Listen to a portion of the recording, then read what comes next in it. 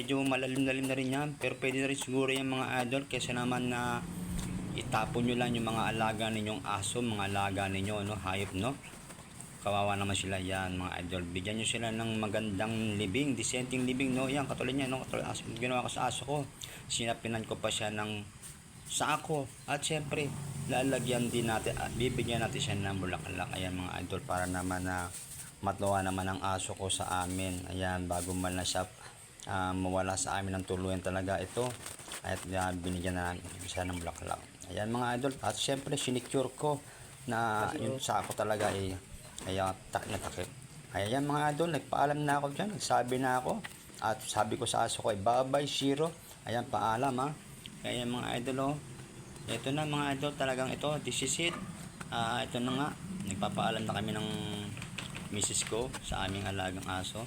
Kaya mahal na mahal namin yan, mga idol. Kaya